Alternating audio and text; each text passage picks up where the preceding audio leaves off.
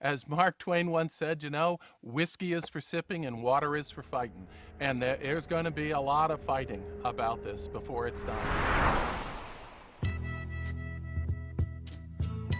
When you think about the finished product of a plastic bottle, you don't think about the process. Most of the public does not know that their plastic materials are being made in petrochemical plants. People think when they're drinking bottled water that they're getting a healthy product. They're not conditioned to think, well, maybe there's something in the plastic. We found that one person at the FDA was responsible for overseeing all of the regulation of bottled water in the country. Are you that one person? I do spend some of my time on bottled water, but I have other responsibilities as well. We don't consider tap water to be an enemy. We don't.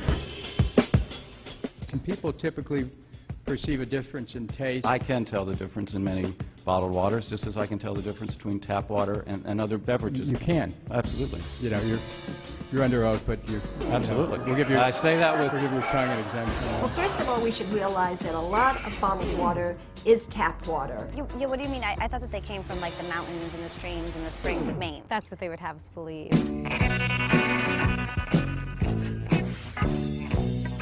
Bottled water is the greatest advertising and marketing trick of all time.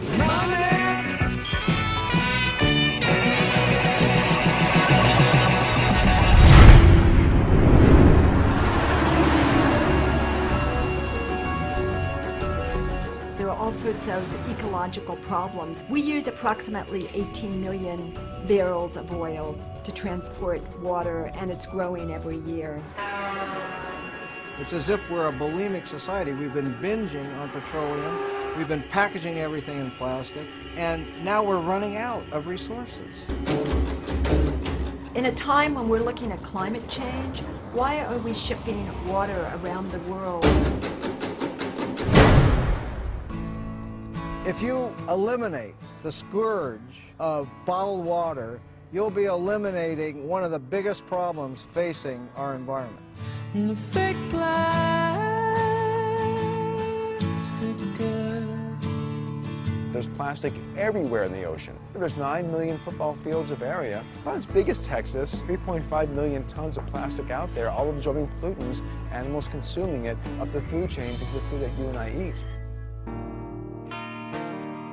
We want to drink the purest water that we can get. Now, why would you put that water into a substance which has the potential to leach chemicals into that water?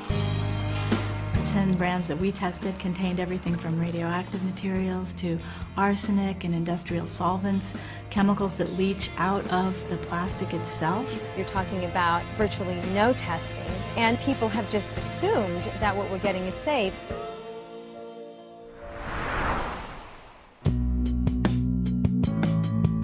Something causes a lot of these neighbors around here to be sick. When people buy bottled water, they are contributing to the toxic exposures that people here are suffering with. We don't have a chance. We do not have a possible chance. And one day we'll see the light. Bisphenol A may be one of the most potent toxic chemicals known to man. We don't have BPA in our product. None of your products? Correct. What about the 5-gallon jugs? I'm not sure about those. Bisphenol A is an industrial chemical that's in a big 5-gallon jugs.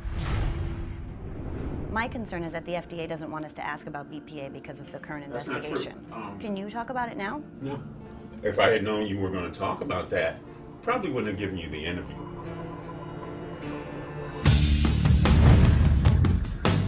What's happening here in Freiburg is really a microcosm for what's happening all around the world. Nestle, in the 10 years that they have been operating in this community, has torn the fabulous community apart.